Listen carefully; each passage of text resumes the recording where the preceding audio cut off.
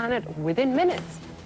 The protests have dwindled, but in Washington atmosphere and landing there. These are some live pictures of some, one assumes to be very nervous technicians. The last time they sent something close to Mars, their metric conversions were wrong and it disappeared. But this time they hope it will work, and the Mars Polar Lander is going to now enter the stage in which it will not be receiving any more instructions from Earth. It's supposed to enter. It should go on a parachute, then release some fire engines and gently land on the surface. What it's going to try to do when it gets there will be to check out what's on the surface. It has a special claw that will scoop up Earth and see if they find any signs of water, scoop up underneath the frozen surface. And once it has actually landed, it will start transmitting not just pictures back to Earth, but also sound, which we should be able to watch starting about 15 minutes after it lands. So we'll keep watching that very closely here at CNN and bring it to you. But next, we go to break on World News from Washington.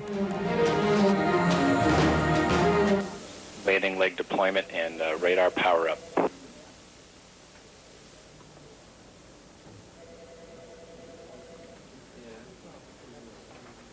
In the view on NASA TV, in the foreground is Phil Knoke, mission engineer. And now some of our animation of entry, descent, and landing. Again, parachute, lander legs deploy.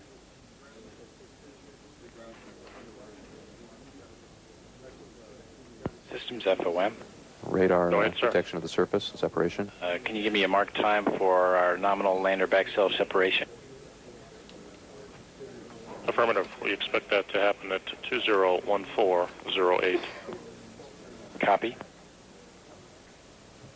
And that would be right about now. At this time, the lander should be commanding separation from the back shell, with the guidance system initiating a pitch-up maneuver, putting its thrust vector aligned parallel with the spacecraft velocity vector, and beginning to throttle up its descent engines to decelerate toward the surface, with the radar system generating both altitude and velocity measurements to guide the spacecraft toward a soft landing. Power descent is only about 40 seconds in duration. During that time, the spacecraft will decelerate from approximately 75 meters per second, or 160 miles per hour, down to a soft landing at just over 5 miles per hour. Systems, we expect touchdown at 201445. Copy that. I believe, are we past that mark, systems? Affirmative. Copy that. At this point, the lander should be resting safely on the surface for the nominal flight path. Begin storing MARDI data and critical entry, descent, landing engineering telemetry in its non-volatile memory, followed in a few minutes by the initiation of all the lander deployments, beginning with the solar panels, then followed by the steerable medium gain antenna and the instruments. All subsystems as spacecraft engineer, we're in the landed procedure now, step 2. I'd like a report on if you have cleared your telemetry screens and accomplished that step. Propulsion. Roger, we have done the red update and actually started a new DMD. Copy that. Attitude.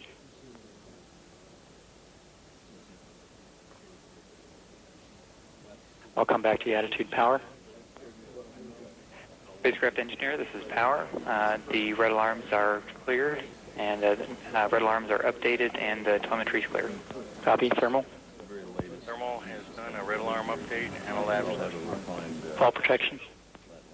Okay, on NASA TV a moment ago, we saw a video animation of the entry, descent, and fall landing. protection has performed a lab flush and red alarm update, and we're ready to go. The spacecraft should be resting on the surface of Mars, pausing for a few moments for the dust to settle, and then beginning a series of deployments. The solar panels, the medium gain antenna, the communication, medium gain antenna is the main communication link back with Earth, taking some images of the surface and then deploying the camera boom and the meteorological mast.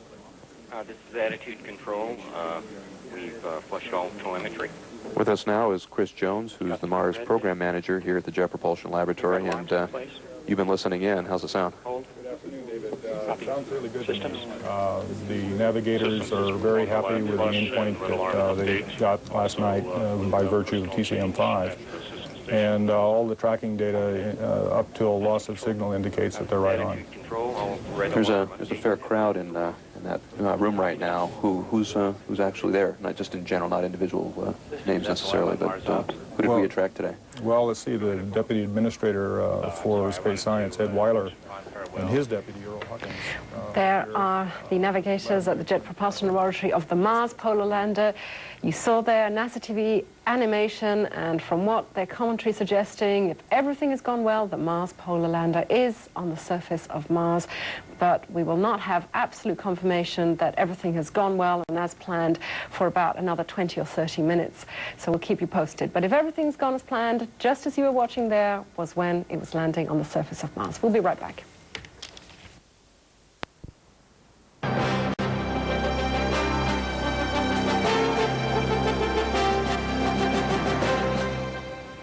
Within the last few minutes, NASA's Mars Polar Lander should have arrived at its destination, the southern cap of the red planet, and by NASA's account, if everything went well, the spacecraft landed just moments ago. And CNN's John Zarrella is with some of the scientists who are monitoring this very closely at University of California, Los Angeles. John.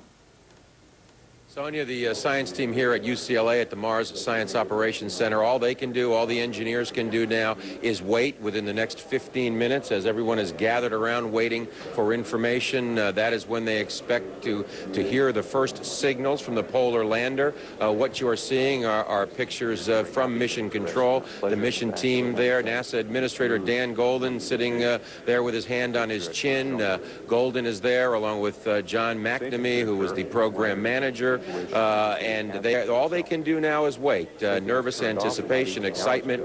If Polar Lander is on the ground safely, it should phone home in the next 10 minutes or so. That first signal, perhaps an image to follow a little bit later, an hour from now, the first downlink of data, and those first fabulous images of the South Pole of Mars, close up as never before seen by human eyes. And then later today, even more images as they begin to build a panorama of the landscape surrounding the landing site.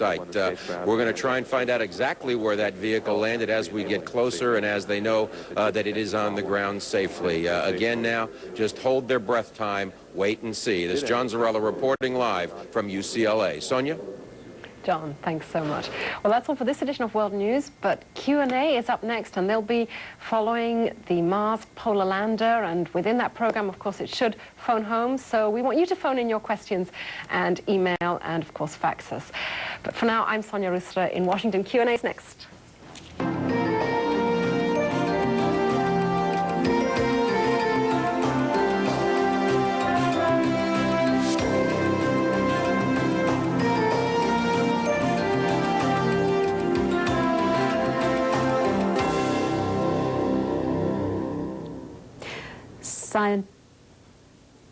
Scientists eagerly await the first signals from the Mars Polar Lander. What do they hope to learn from our distant neighbor?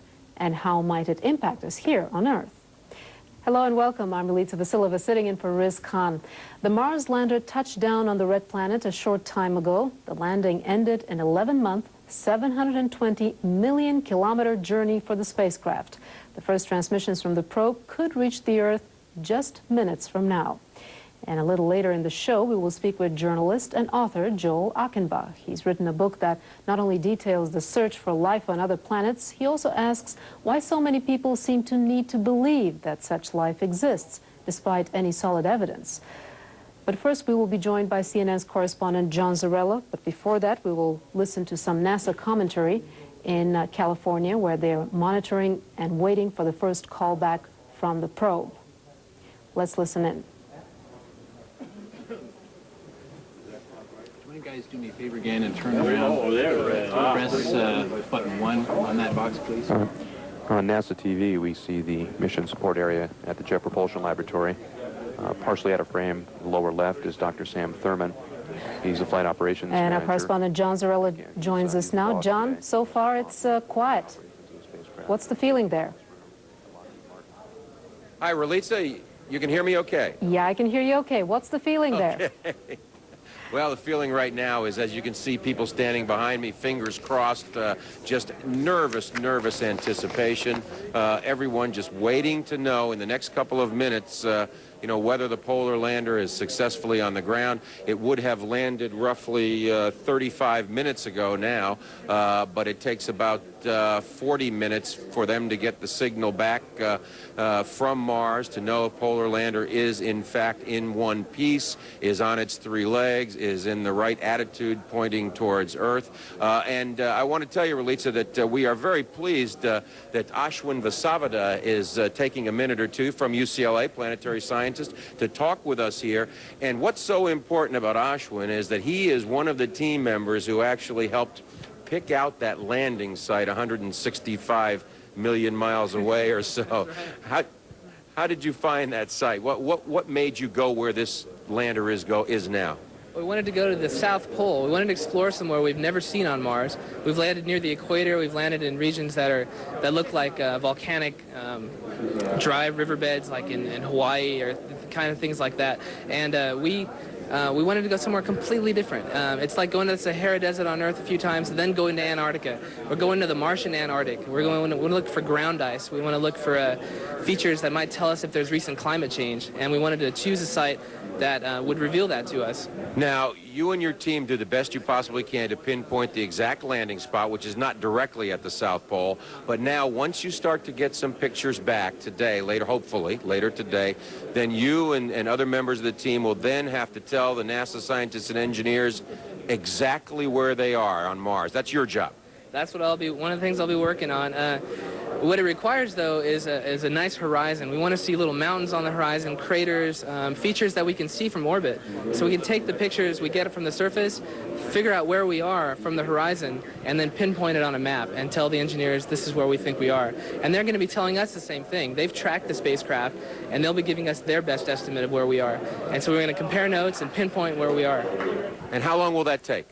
Well, if the horizon is just a flat, like looking at the ocean or something, it could take a while. We got to find out, we have to have something that's going to give us a clue. So if the pictures are good, maybe today, maybe tomorrow.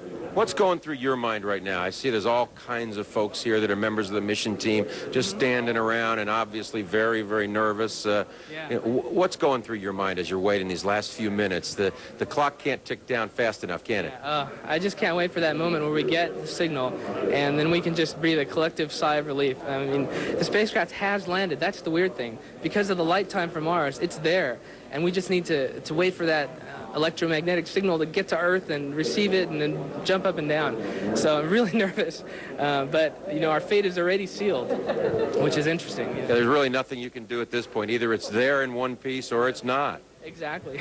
And I'm hoping it's there. I'm hoping the solar panels are deployed. Camera's going to pop up. We'll get the pictures. It's going to be a wonderful day here for the rest of the day. Ashwin, thanks very much. I know we're going to be checking back with you during the course of the next day or two to find out exactly where on Mars you guys have put this vehicle down. And again, you can see all of the folks standing behind me here.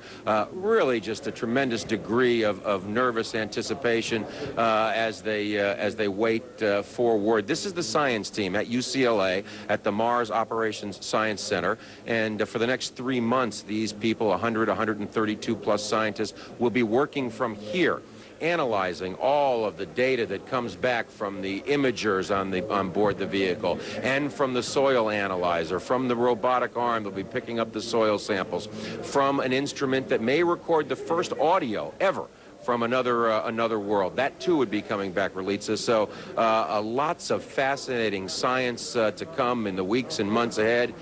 Of course, that all depends on whether the vehicle is on the ground safely, and it is now just a couple of minutes away. Ralitza. John, thank you very much. And as we wait for the Mars Polar Lander to tell us if it's there intact or not, let's take a short break. We'll be back with your questions.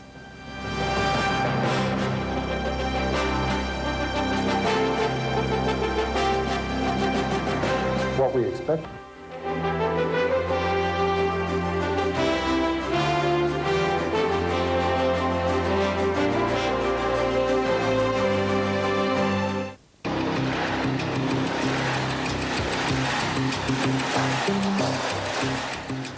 Welcome back to Q&A. The NASA Mars Polar Lander should have landed a short time ago.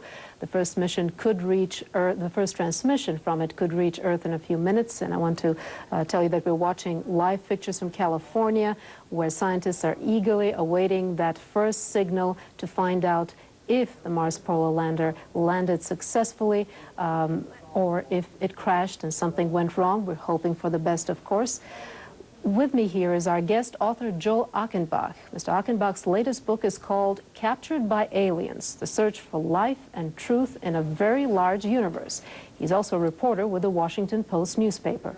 In his book, Mr. Achenbach looks at the quest for extraterrestrial life and why so many people want to believe that life exists out there somewhere. Let's get right to some Q&A. Joel, thank you very much for joining us. Well, thank you. Are you caught up in the excitement, or I would say the nervous tension right now? Oh, my gosh. I was just thinking, I wish Carl Sagan could be alive for this moment, because not only would he be able to explain the science of it, he'd be able to explain the significance of it, why it's so important to us. And he certainly was someone who always resonated with this quest for life beyond Earth. Why was it so important to him? Well, his whole life he wondered what was out there. And this is a real question, I think, for all of us right now, is what is alive out there? I mean, we know that the universe is very, very large. I mean, it's mind-boggling. But we don't know what the biology is. And so this is probably one of the biggest unknowns in science. And when I wrote my book, what fascinated me was that we tend to make all these stories up, these narratives about aliens zooming around, and sometimes in our stories the aliens come to Earth and abduct people, and there's all kinds of elaborate conspiracies. So it's a very rich topic that clearly has a deep cultural imprint on us right now. You mentioned what the biology of other forms of life could be. What do you think that we might find on Mars? Well, I tend to be kind of a curmudgeon on it, I have to admit, prematurely curmudgeonly. I think we're probably not going to find life on Mars. The cynic might say that life is so appealing to us that it's a great way to package these missions. That said, though, there are people who I interviewed in my book who do think that life could be there right now in these aquifers deep beneath the surface. I mean, it's a very, very big debate. I think if you look at the history of the idea, people tend to overestimate the abundance of life and how easy it will be to find it. I mean, a long time ago, people thought it might be on the moon. They thought it might be in the sun, even. They thought that Mars or Venus could have life. And I remember growing up reading about these waves of darkening on the Martian surface that some people thought might be vegetation. If you look at Mars, I mean, it's a fascinating place, and I hope that thing is there safely. I'm as excited as anyone else, but it is a desolate place, and it raises the question of, well, why is the Earth so full of life, and why are these other planets, like Mars, apparently such desolate places? What is it that causes this phenomenon where there's so many ways to be a dead planet, and apparently not that many ways to have a planet with life on it? Will it help us figure out a few environmental problems and what we need to stop doing here on this planet? I do think that people, when they look for life out there, need to constantly look back at ourselves and realize that we may be very lucky. And I don't think we're necessarily alone. That's just my guess. I have to think that life is probably out there, and maybe intelligent life. But the Earth may be a fairly special place, a fairly rare place where there's life, there's liquid water splashing around at the surface. You look at our solar system, and there's a lot of dead places out there. And we found some new planets recently orbiting these other stars, but these don't look like the friendliest of solar systems. So you begin to wonder if, in fact, intelligent life, for example, might be fairly rare, at least in our part of this galaxy. And these are the kind of things I go into in my book as I follow people around who themselves are obsessed with this topic. You have talked to a lot of people. What are the most outlandish claims that you have heard? Well, some people thought that I might be an alien. In fact, I was hypnotized very briefly in an attempt to see if I could remember being abducted, but I failed very badly at that. I couldn't remember any alien encounters myself. There is a very powerful belief out there that aliens have come here. There are some people who are in my book, and they're good people, but they think that they themselves are aliens. They have alien spirits in their bodies. And I kind of explore, well, how did this idea develop?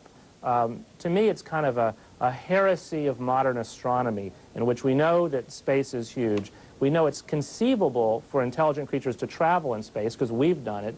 So, well, you know, maybe they've come here, and that's where the idea begins, and then it just evolves. And lately, there's these ideas of alien conspiracies to create hybrids of aliens and humans. So Joe, there's some outlandish ideas. Joe, we'll continue our conversation in a moment. We want to go to our correspondent, John Zarrella, and see what he has to say from what's happening in California. Let's listen in. Relitza, I can tell you that they are waiting now for data from the spacecraft. They're about 5 minutes into the opportunity during which they would have received information. That does not mean anything is wrong. It just means that perhaps the Earth antennas at Goldstone have not locked onto the signal yet. It could mean that the vehicle has safed itself in a safe mode because it's had some problem and is running through a cycle of checks and balances on board the vehicle, at which a little later in the next 30 minutes or so would be another opportunity for the vehicle to contact Earth. And even if that should fail, there is also an opportunity to go through a relay by literally bouncing a signal from the spacecraft to the orbiting Global Surveyor satellite which is orbiting Mars, use that as a relay back to Earth. So still many opportunities. It's important to remind people that the unbelievable success of Pathfinder a little over 2 years ago, when the signal came back so strong and clearly, is, it was just an anomaly that they didn't expect to get so much information so quickly from Pathfinder, so it should not be expected this time. So again, the mission management team, the engineering team just waiting. Here at UCLA, the science team gathered around, fingers crossed, arms folded, just staring and waiting for word from the folks, the engineering team at JPL, that they've received that signal. It has not come yet, but still not time for anyone to get too terribly concerned that something is wrong. There may be nothing wrong at all. Relitza? How difficult is the landing? It is a tremendously complicated process of pyrotechnic events. You have a spacecraft that's descending at 15,000 miles an hour through the Martian atmosphere. As it moves through the Martian atmosphere, it has a heat shield, it has a back shell. The back shell has to come off. The heat shield is used to protect it as it descends through the atmosphere. Then a parachute deploys, then the back shell comes off, and then the legs of the lander, the three spindly spider legs are extended out. Then retro rockets are fired as the vehicle comes down, and it is coming down at a speed of only about 5 miles an hour when it finally touches down. And of course, the hope is that it touches down on all three of those legs in proper position. So it is a terribly difficult procedure. The Viking landers used the same procedure to land. That was not how they landed with Pathfinder. On Pathfinder, of course, they used airbags to bounce on the surface and roll to a stop. That was a technology demonstration, very different than anything that had ever been done before. So this is more of a typical planetary landing on Mars that they did 20-some years ago on Viking missions. But it's still the number of pyrotechnic events that it takes to do it properly.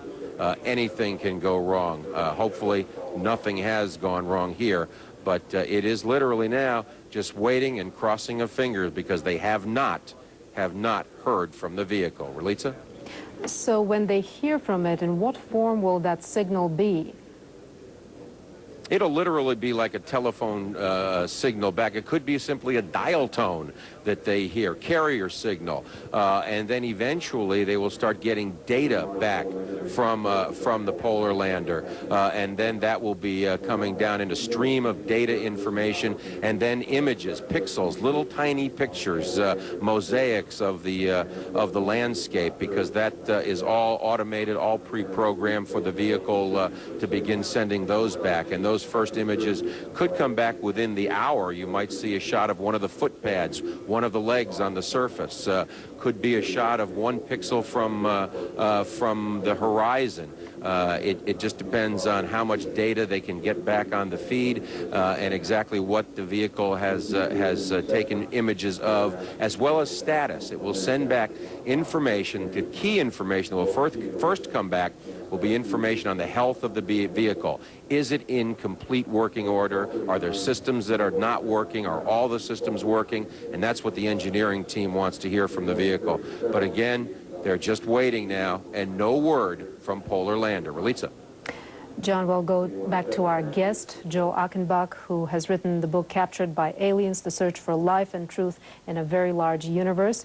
Joel, does this make the case for a manned mission probably to Mars? It's very complicated to monitor and to direct and control everything from Earth. So does this make a case for trying to have a manned mission one day? Well, it's hard to go there, obviously. I mean, I hope that spacecraft, that lander, sends a signal in the next few minutes. A manned mission has the problem of life support. I mean, it's dangerous to do it. The people who are advocates of going make the point that we have to accept risk in our civilization, the same way people did in the past, when the pioneers, when they explored various frontiers, the oceans, you know, Antarctica, that kind of thing. A lot of risk is involved. I personally think some people have been a bit overwrought in their rhetoric, saying we need to colonize Mars and turn it into a new world. I'm not sure that's necessary. Also, it's technologically, it is very tricky to do it. As we can see with these kinds of missions, a lot of things can go wrong. We have a question via email which came to us from Asker in Saudi Arabia. The question is, do you think that the millions of dollars spent on this mission could have been better used elsewhere? I actually think this is a wonderful mission. I think finding knowledge about the universe is a very noble thing. In fact, these are relatively inexpensive missions compared to missions in the past. This is not some billion-dollar Battlestar Galactica, as Dan Golden, who's the head of NASA, a term he likes to use. This is a relatively inexpensive mission compared to ones in the past, and I think we should find out about life in the universe. So I have no problem with spending money on this. I'm clearly, in the long term, as we go out into space and as we find out about life or search for life out there, we're going to re-examine ourselves and I think maybe renew our interest in this planet and this civilization and maintaining our own world, because a world like the Earth may be very, very rare. What is the significance if everything goes well and if they find traces of water? Well, keep in mind, we've never found, not only have we not found any sample of extraterrestrial life, we have not found any liquid water off the Earth. Okay, so this is important to find out what's out there. I think, unfortunately, this current mission is not going to solve a lot of these mysteries. I mean, for example, we're not going to find out if there's life on Mars with this particular mission. It's part of a many-tiered process. In fact, we may not find out that answer for a long time. I think we often overestimate how easy it is to get the solution to this whole riddle of extraterrestrial life. Joel, I'm turning here to our chat room where one of our viewers asks, he of course identifies himself from Earth. Our viewer from Earth says, what will this mission tell us about Earth? Well, our understanding of the solar system is gradually letting us understand what the history of planets tends to be. I mean, if you look if you go back 4 billion years, Mars may have been much warmer and wetter. We want to find out what story Mars has to tell, because bad things happen to good planets. It appears that Mars and Venus both went through these very dramatic changes where they may have gone from being planets that had life to being planets that apparently are totally inhospitable to life, or at least where life would have a very difficult time hanging on. So I think this question of, what happens to planets over time is an important one if we want to know what's out there in the universe. What is the norm for a planet? In our case, our planet has remained habitable apparently for about 4 billion years, and that's a very interesting thing. How common is that? We have a question via email which came from France. Question is, what are the first contact procedures in case we do establish contact with an intelligent alien species? Who has defined these procedures and how are they to be implemented? Quick answer. I think what will happen is the various talk radio hosts will immediately send out their own response, and there'll be mass confusion. There is a protocol in which, and I don't know the exact order of things, in which the international astronomical community shares the news. Leaders of major world powers are informed, and ideally there's supposed to be sort of a discussion about, you know, how to reply. I don't know that it'll actually go down that way. And in my book, I talk a lot about this idea of SETI, the search for extraterrestrial intelligence. And I spent some time in one of these big telescopes in the middle of the night out in the middle of nowhere of West Virginia waiting for the signal. And it tends so far, you know, all we get is static. And that may just because we haven't tuned in the right channel yet. Joe, thank you very much. Joe Achenbach, thank you very much for speaking with us. We go now to John Zorel in California there with the scientists to give us an update. Have they heard anything, John? Ralitza, still not yet. Still waiting. Still waiting. Once they get past this initial opportunity to hear from the vehicle, you can probably see there the mission team is just huddled. That is at the Jet Propulsion Laboratory. Again, all they can do is just wait. But once they miss this initial opportunity, they'll have to wait about another 45 minutes to an hour. So what is the next opportunity? What is the window until all hope is gone? How long can they wait? Oh, they can wait many hours into late this afternoon or evening, because again, if they cannot contact the vehicle now, if they cannot contact it on the next opportunity, then they would go to a backup plan, which would be late this afternoon or evening, where they would try to contact it through the orbiting Mars Global Surveyor satellite. That would be the next opportunity late this afternoon. And they would continue trying to contact it probably for several days to come. They're not going to just give up because they don't hear from it now. There could be lots of different variables for why they are not hearing from it. Again, this is not necessarily unusual. We may have been spoiled a little bit by the success of the Mars Pathfinder a couple years ago. So we just have to, everyone collectively holding our breaths here and at the Jet Propulsion Laboratory. Ralitza? Well, we'll leave you holding your breath. And of course, CNN will bring you the latest as soon as we get any word from any signals coming from the Mars Polar Lander. A reminder that Joe Achenbach, the author we were talking with, will be taking part in a chat room discussion after the show. Of course, you're invited as well. To get to our chat room, visit the website at cnn.com/Q&A. And there you'll find the link to take part. The next edition of Q&A will look at life in Afghanistan under Taliban rule. Our guests will include the former United Nations envoy to Afghanistan, as well as a Taliban representative in the United States. For now, stay tuned. The news continues here on CNN.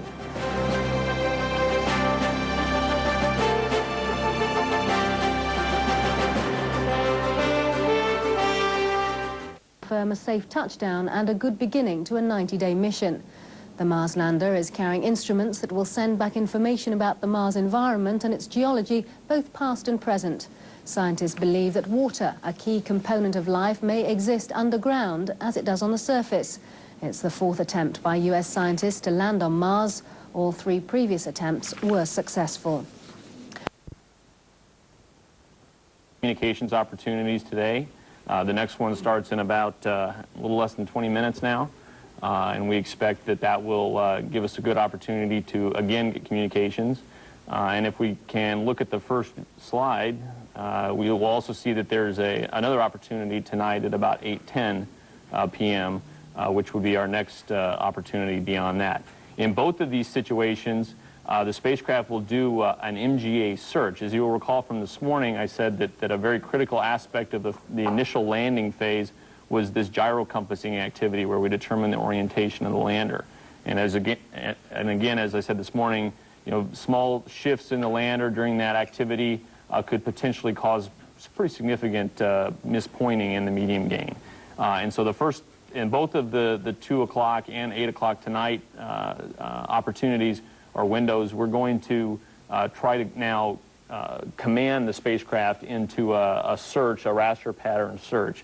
And in both cases, those searches cover a sector of the sky that's about 50 degrees by 30 degrees or 40 degrees. So it's looking over a pretty big chunk of sky, and basically we go from one place to the next, to the next, to the next, and we look at from the Deep Space Network to see whether or not we see a signal from it.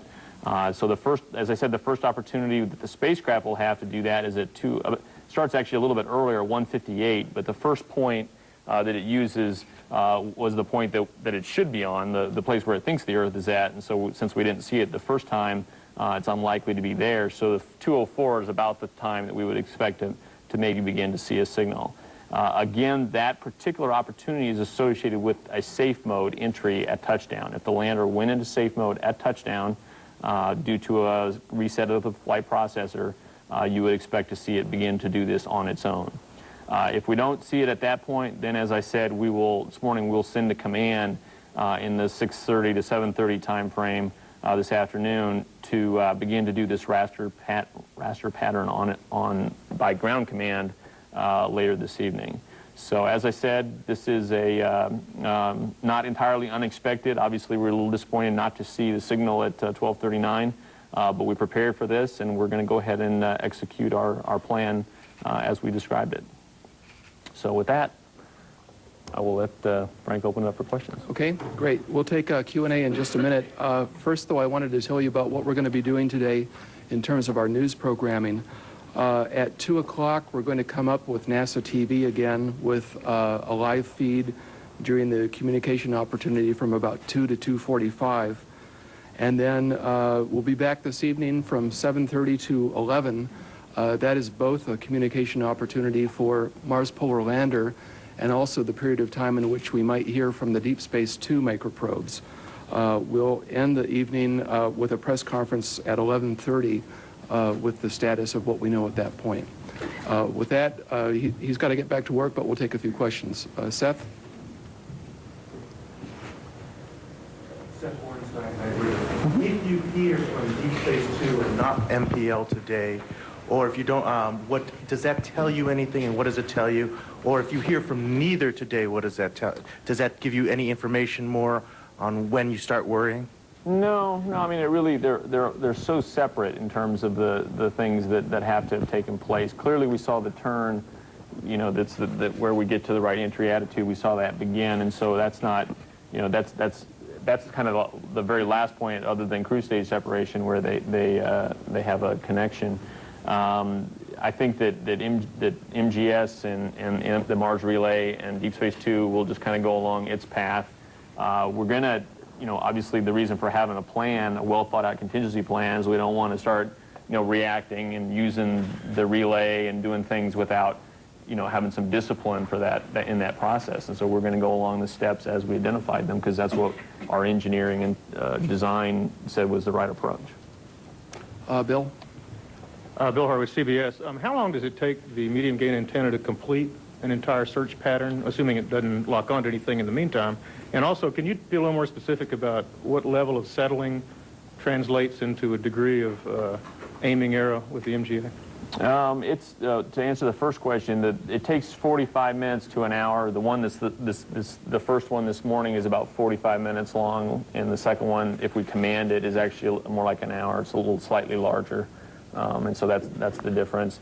The settling, we're trying to quantify exactly what the number is, but it's a small number. I mean, it's millimeters, kind of a settling into the ground. And so, and that's one potential reason for it, is not just settling, but if you had, some sort of a shift as you were touching down, that's another example where you could have a problem. So there's a set of things that could have caused a gyrocompassing problem, all of which would be fixed by us doing this pattern search.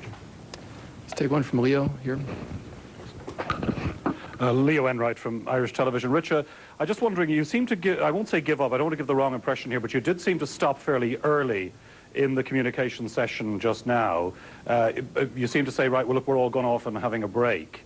I mean, you were certainly no more than halfway through the communication session when that decision was taken. Will you do the same on the backup downlink opportunity? I mean, do you reckon that if you haven't heard from the spacecraft in the first, say, 10 minutes of the opportunity, that you're not going to hear from it in that session? And I assume it's different then when you go into this rastering motion, because obviously you'll be listening out all the time. But am I right in thinking that at this next opportunity, you'll repeat what you did on landing? Well, when they released some of the people to go off console, those were mostly the subsystem engineers on the spacecraft team. The ACE, the real-time operations person, and the DSN network operations engineers, who are the key people for monitoring and looking for a signal, were there looking for it all the way through. So it's the people who would then use the data after you got telemetry down that we let go off console just to take a break. So the key people were there the whole time, and they will be there the whole time through this next session as well, as will the telecom engineers, who are also integral to the performance of the link between here and the spacecraft. We have 2 news media questions from Lockheed in Denver. We'll take those. Hi, this is Rebecca Cantwell from the Rocky Mountain News in Denver. I'm wondering if you can give us any sense of probability of how confident you are at this point that everything is fine, and conversely, how worried are you at this point? Well, you know, I can't come up with a number. I'm very, as I said this morning, this is not an unexpected thing. I'm very confident that the lander survived the descent. As you saw from our discussion prior to landing, we had a very accurate entry, right exactly on the desired entry corridor. Everything looked very good. So I think we're a long way from getting concerned. One more question from Denver. Ann Schrader with the Denver Post. My question to you is, at what point do you start having a dwindling return on the probability that it's okay in terms of the communication? You get to Saturday, you get to Sunday, when? No, it's actually beyond that, not for several days. We have a number of opportunities, as I described in that discussion from this morning and from yesterday, that we have opportunities on Sunday, we have opportunities Monday. It goes on for quite a while, and I think we would not, we don't plan on giving up anytime soon. Okay, back to JPL. Conan Nolan, KNVC. Richard, 97, you were in that room when Pathfinder's carrier signal came in. It seemed like that mission went perfectly. Is that a problem here, in that the public perception is that you should be getting this kind of telemetry back immediately, and the bar was raised from that mission? I don't know if the bar was raised. I mean, we always expect to do very well, and so this was our first opportunity. We expected to get it because we designed the spacecraft to do that under most circumstances. In a way, on Pathfinder, we had some good fortune in that we landed completely upright and got the carrier back right out of the gate. And so in a sense, yeah, maybe we were a little fortunate, but I think that there's not that much relationship between that and this time around. We'll take Mike and then Kathy. Yeah, Mike Dornheim with Aviation Week magazine. Rich, do you have a sense from the last navigation update, the most recent one, where you were in the B-plane essentially? And then a second question, do you ever use the LGA, the low gain antenna, in the X-band? When does that come in? Okay, I'll ask the first question. I don't want to be precise on the numbers. We can get you that afterwards, but we were just a little bit shallow, about 2 kilometers in the B-plane shallow, which is around 1/10 of a degree. And I'm not sure the exact number, but we can, like I said, we can get it. As you saw from the discussion that was going on in the conference room there, we were more or less, we understood exactly where we were, and we were almost due south of the target at around 1/10 of a degree shallow. And that was the last and best up. Absolutely. Okay. Yeah. As to the other question, I'm trying to remember. Oh, the low gain antenna. The low gain actually is receive only. Oh. So you cannot receive through you cannot transmit through the low gain. So you can only transmit through the medium gain antenna, or then through the MR UHF system. All right, we've been listening there as the Jet Propulsion Laboratory lays out their perspective on events taking place right now on the surface of Mars. Still very confident about putting another Mars spacecraft there on the surface of the red planet. After all, It was just 2 years ago that the probe called Pathfinder with its Sojourner robot successfully landed on the surface and brought us spectacular pictures from there. Donna Shirley was the former manager of the Mars Exploration Program, the original leader of the team that built the Sojourner rover. She joins us now from Pasadena, California. Well, once again, here at one of these exciting times in the history of space exploration. What's the mood there? Well, the mood is, there's actually a rather festive mood here for the Planet Fest. Everybody's having a really good time at the Planetary Society's big event, which goes on for 3 days.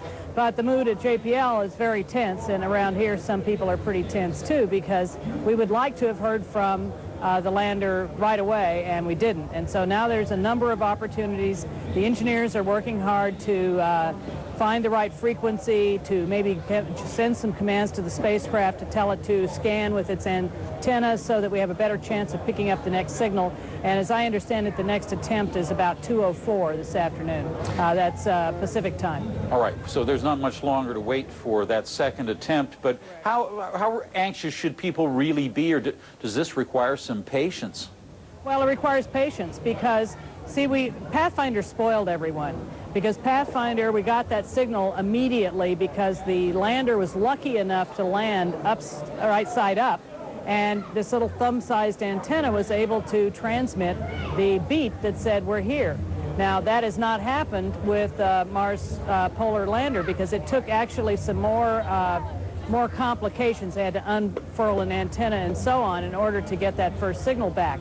So there are more things that can go wrong with that initial signal, and there's a lot of possibilities, and most of them are not catastrophic at all. Most of them just have to do with small adjustments in either the frequency or the direction that the antenna is pointing. One thing that always perhaps surprises, amazes people on the outside of the space exploration field is the amount of enthusiasm that yourself and others bring to it. Why do you have such a love, if you will, for the Red Planet, for reaching Mars, for solving some of the mysteries about it? Well, I mean, how can you not want to go out and have adventures in unknown places? It's wired into us genetically. Watching Star Trek movies or Star Wars movies is all about the excitement of exploration, and here we're really doing it. It's vicarious, but it's less vicarious than a movie because we actually are sending something that we built that represents humanity. It's an ambassador to the surface of a planet that maybe one of these days humans can visit, and that's pretty exciting. What do you think can be found by this probe on that planet? What this probe is designed to do is to look for water.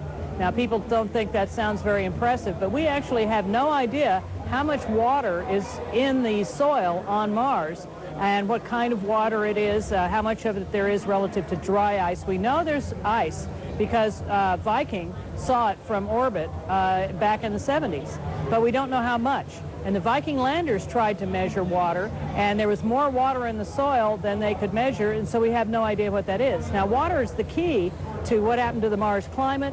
Why did Mars turn into a dried-up ice age planet when it used to be warm, wet, and friendly? Things like, could that happen to the Earth? We'd like to understand what happened to Mars so we could know maybe what we might be doing to the Earth and what we could do to the Earth. The other thing is to prepare for future human missions. Future human missions are not going to be able to take all their water. They're going to have to find water at Mars, and so we'd like to know where is the water. And finally, if there ever was life on Mars, it was probably connected with water. So we'd like to understand how the water was, where it might be today, so that we can look for signs of past life. From a scientific perspective, do you think that manned missions are absolutely essential, or should the technology for these kinds of robotic missions to Mars be what is immediately ahead? Well, first, let me pick on the term manned. I like to use the term human, because there's a lot of, Eileen Collins, for instance, would say that these are human missions. I conceded. Attaboy. And I think that human missions are important for us as a species because of this need to explore. I think if we don't explore, we're going to dry up and turn in and kill ourselves off and things like that, which sounds a little alarmist, but that's kind of what's happening. We're getting overcrowded, we're getting overpopulated, people are starting to go into more extreme sports. They're looking for adventure, and it's just wired into us to do that. So I think human missions to Mars are going to be necessary for us as a species to have that kind of goal for ourselves and that kind of outlet for exploration. Salve for the soul, a mission to Mars. Exactly. We still have to wait and see what the outcome is going to be in the hours ahead. I am sure that you're going to be watching there, as well as all of us from here at the CNN Center and all around the globe, really, to find out what's next in this mission, and hoping for the best. Thanks for being with us. Thank you. Well, that must be insight for this day. I'm Jim Clancy. We're glad that you could be with us. Stay tuned to CNN. We'll have more on the Mars coverage in the hours ahead.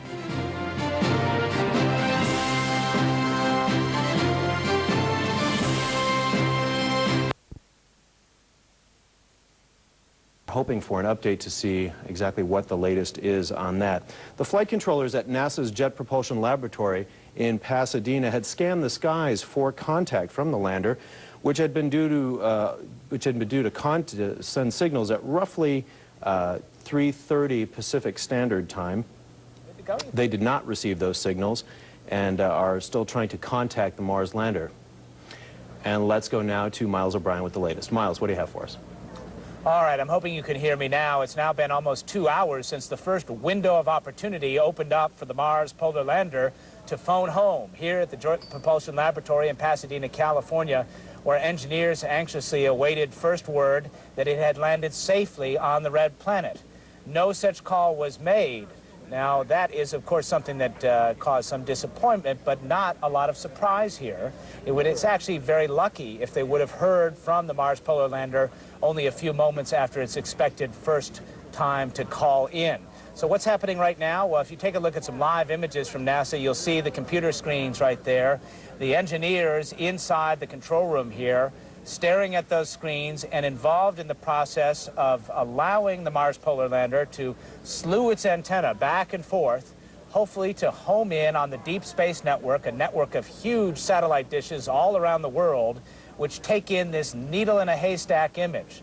It's not an easy thing to do when you consider the Mars Polar Lander has enough juice on board it to boil water for about an hour. It's a very faint signal. The Deep Space Network is able to capture these signals, but it does take some time, and particularly if the Polar Lander didn't land in a very level environment, that antenna may be out of sync and may be having some difficulty finding home. Joining me now live here at the Jet Propulsion Laboratory to talk a little bit about this is Lori Leshin. She is with Arizona State University on the scientific team. In particular, she's focusing on the meteorological package. And Lori, just walk us through this antenna for a moment and how it operates. Well, when the spacecraft first landed on Mars, this antenna was stowed down on the deck, and some pyros had to fire, and it had to wake up, basically, come up, and the spacecraft had to calculate exactly where it thinks it is to tell this antenna right where to point. So if that wasn't quite right, we can go through the searches that we're going through now to try and find the signal. And give us an idea of which way it would be moving. It'd be going back and forth in a rapid motion, or does it methodically go through the sky piece by piece? The latter is more correct. It's actually pointing this way from the spacecraft, and it will just be covering, at this point, a fairly narrow range in the sky, just going click, hello, hello, hello, hello, hello, hello, and just going back and forth across the sky in a fairly narrow range. All right, we are sort of mid-range through this 45-minute opportunity to allow it to make this phone call home, after which time they'll stand down and take a break. Why are they taking a break at this juncture? Well, the spacecraft needs to go to sleep to recharge its batteries. Its solar panels, presumably, are deployed and open on the surface, and it needs to gather some sun. It was very early in the morning on Mars when we landed. So we'll power up, and then we'll come back up later, midday or so on Mars time. And by that time, which is about 8 p.m. Eastern time, 11 p.m. Eastern time, let's listen in for one moment for David Seidel, spokesperson for the Jet Propulsion Laboratory.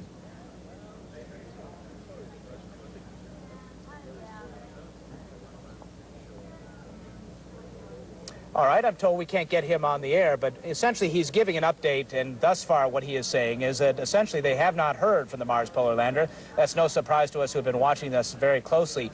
What changes at 11 p.m. Eastern, when they go to that next opportunity, it becomes a little more active on the ground, doesn't it? That's right. Right now, the lander's just sort of doing what it's programmed to do. Starting a couple of hours before that 11 p.m. Eastern opportunity, we will actually send commands to the spacecraft to try and tell it to scan over a bit broader range, and then we'll start listening again at 11 p.m. All right, so you give it an opportunity to recharge its batteries and then put it to work at phoning home here. That's right, and that's just the next in a series of opportunities we'll have to find it. All right, worst case scenario, I suppose this could go on for several days, but the hope is here. The hope is that there will be some contact sometime this evening here at the Jet Propulsion Laboratory. Miles O'Brien, CNN, reporting live from Pasadena. Glenn? All right, thank you, Miles. And we're going to go now to John Zarrella, who is at the University of California in Los Angeles. John, what do you have for us there? Well, Glenn, once they do acquire a signal from the spacecraft, which obviously they hope they will do either later today or perhaps over the weekend, once the science begins coming back from the spacecraft, it will all come back here. Over 130 scientists working here at UCLA at the Mars Science Operations Center. Right now, all they can do, as the mission controllers are doing, is just waiting. They've been gathering around during the course of this downlink opportunity, and Jim Rice is one of the scientists on the team. He's been here with many, many others of his colleagues. And Jim, what do you do? I mean, you put so much time into it, all of you, and now it's out of your hands. Yeah, we just wait. I think nothing's happened in my mind to make me be overly concerned. It's taken a little longer than normal, but there's no indication the spacecraft is lost or anything. So we've got to remember this is a risky business, and this is exploration, and I'm totally confident it's going to be solved, and they're going to get communications established and let us get to work. You know, we're waiting around to do, and I'm not worried right now. Many of us, I think, were spoiled by the quick success of Pathfinder a couple years ago, the acquisition of the signal right away, which in many respects was just a fluke. This is more like how it's supposed to happen. Yeah, I mean, if you look at, I'll tie into Earth's exploration of the Antarctic, it's a tough nut to crack, and we're going to the Martian Antarctic, and this is par for the course in exploration and discovery. This is what it's all about, and you just take your lumps and move on and work through your problem and fix it, you know, and I think we're going to fix it. I'm not worried right now, you know, just want those pictures. I'm ready to get to work. The rest of the team feeling about the same way, you think? I think so. They're all right here, you know, up to them. How do you feel? We feel pretty good. There's no reason to be concerned quite yet, so we're just waiting. Jim's right. We're just waiting to get to work. Good. Thanks very much. And again, about 130 plus scientists waiting for the opportunity to do just that, to get to work on astrogeology and astrobiology and imaging, the pictures that will be coming back. Everything will be coming back here. And for the next 3 months, they will be analyzing soil samples from Mars. They'll be looking at the pictures. And it's just an opportunity that they can't wait to get their hands on those first pictures and that first data. This is John Zarrella reporting live. Back to you, Glenn. All right, thanks, John. John Zarrella at the University of California in Los Angeles. And, of course, CNN will keep you updated on progress of the Mars Polar Lander as we receive information. But for now, back to regularly scheduled programming. Worldview. I'm Judy Woodruff. Bernard Shaw is on assignment. Questions at this hour about the fate of the Mars Polar Lander. Has it landed on the red planet? U.S. space officials are not sure. CNN's Miles O'Brien is at NASA's Jet Propulsion Laboratory in Pasadena, California. Miles. Judy, it's now been about 2 hours and 45 minutes since the Mars Polar Lander was scheduled to touch down on the surface of the red planet. This after an 11-month, 450 million-mile journey. It was traveling some 15,000 miles an hour, and that was according to plan. Entered the atmosphere. That was according to plan, as best we know. And then spent about 4 minutes and 33 seconds heading down to the surface. We really don't know what happened after that just yet, because about 39 minutes after the expected landing came the first opportunity for the Mars Polar Lander to phone home and check in with flight controllers here at Pasadena's Jet Propulsion Laboratory. On that first opportunity, there was no signal from the Mars Polar Lander. Now, that is something that causes some degree of concern, you might say, but it is not at all what you would call surprising or a grave situation for the spacecraft. As a matter of fact, they would consider themselves very lucky if they heard that telltale beep from the Mars Polar Lander just a few moments after it had landed on the red planet. So they have gone through now that first communication pass and a second one, which began shortly after 5 p.m. Eastern. It lasted for about 45 minutes. During that period of time, we'll take a look at the model here for just a moment, and I'll introduce my guest. The antenna was slewing back and forth, checking to see if it could home in on Earth. We're talking about the ultimate needle in a haystack situation here. It's a lot of space out there, and if the lander landed slightly askew, or if one of those legs was in a pothole of some kind, that antenna may not be pointed just correctly.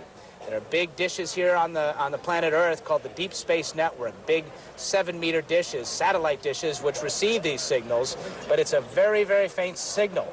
The solar arrays here only generate 200 watts of power. That's about as much power as it takes to boil water for 1 hour. So this signal is very faint, and even with those huge dishes, it can be difficult to home in on it. That's what they tried to do from 5 to 5:45 Eastern. No luck, which takes us to the next step. At about 11 p.m. Eastern Time, they will try a more active effort to engage the spacecraft. Dan McLeese is the chief scientist for Mars exploration here at the Jet Propulsion Laboratory. And Dan, there was an interesting point you brought out about what this antenna was supposed to do initially. Initially, it was supposed to make contact with the now doomed Mars Climate Orbiter, correct? Yeah, we have two means of communicating with the lander. The first one, which we've tried, is through this high-gain antenna, which points toward the Earth and communicates with, as you said, the very large antennas on the Earth. But we have a second way of doing it, and this antenna communicates with an orbiter.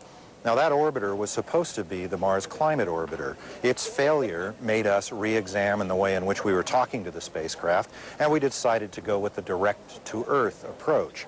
However, tomorrow night, we will have an opportunity to use the originally planned system to communicate with an orbiter that has been there for over a year now, and that is the Mars Global Surveyor. It has the same system on board to listen to this lander as the doomed climate orbiter. However, we won't have a chance to use that for that purpose until tomorrow night because we're using the spacecraft in orbit to listen to the probes. And just to help our audience out, those probes are two grapefruit-size probes which crash-landed onto the Martian surface, and will be sending information back, it is hoped, to that orbiter. And the idea is to keep the phone lines open, isn't it? Absolutely right, absolutely.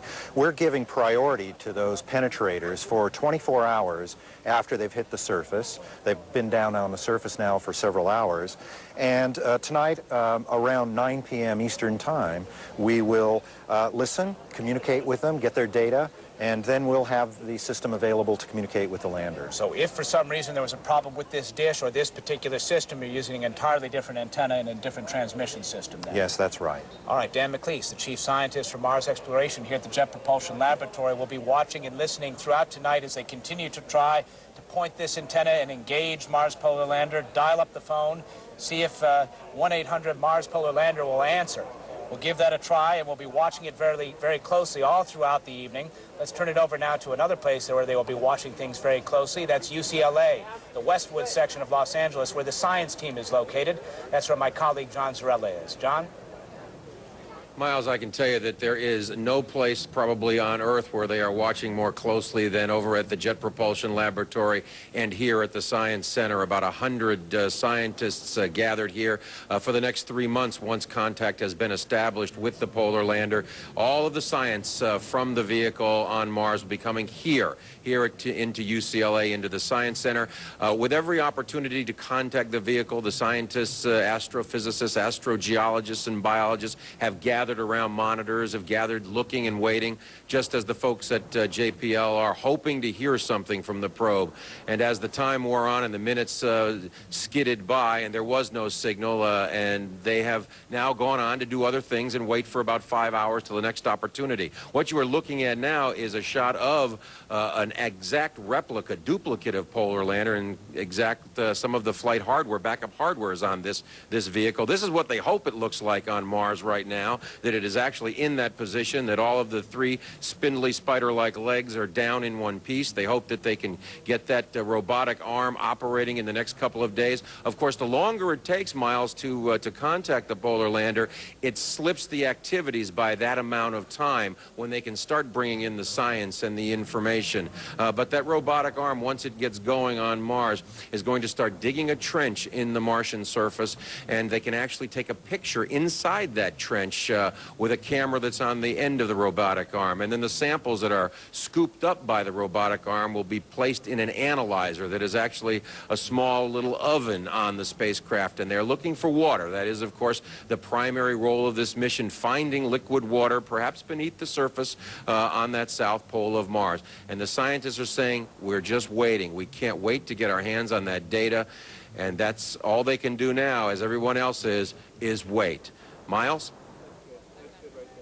All right, CNN's John Zarrella reporting from UCLA, where the science team is located. About 5.5 hours from now, the Mars Polar Lander will be awakened. Right now, it's in a sleep mode. Its solar cells, presumably, are capturing energy from the sun, charging up the batteries. Once those batteries are charged up, the team will resume at their places in the control room here and go through a whole series of searching events to try and home in on that antenna, try to make contact with the Mars Polar Lander. Miles O'Brien from the Jet Propulsion Lab in Pasadena. Judy? Thank you, Miles. A lot of people are keeping fingers crossed. Well, now another big story in the world of science. News, and I guess no news is good news. According to the NASA scientists and engineers here, they had two opportunities earlier in the day to hear from the Polar Lander spacecraft. That did not happen. Right now, what the Polar Lander spacecraft should be doing is sleeping on Mars, recharging its batteries. That will take about 5 total hours, about 4 more hours, and then at about 11 p.m. Eastern time, that is when the Polar Lander will be awakened from its sleep, and they will try to contact it one more time. They will have about 3 hours at that point in time to contact the Polar Lander, which they believe did descend onto the surface of Mars successfully. What you are seeing now there is what they hope it will look like. That is a full-scale working model of the Polar Lander. It should be upright on those 3 legs on Mars with the solar panels out, with its mast extended so that it can talk back to Earth. That's what they hope it looks like. But right now they just don't know, and they won't know until they finally contact it. None of the science can get started until they do. It's just wait and see. 130 scientists here waiting and hoping that eventually, if not tonight, tomorrow, Polar Lander will be contacted so they can get about the business of gathering science and looking for water on Mars. This is John Zarrella reporting live. Back to you, Stuart. All right, John. I'm very confident that the lander survived the descent. As you saw from our discussion prior to landing, we had a very accurate entry, right exactly on the desired entry corridor. Everything looked very good. So I think we're a long way from getting concerned. The U.S.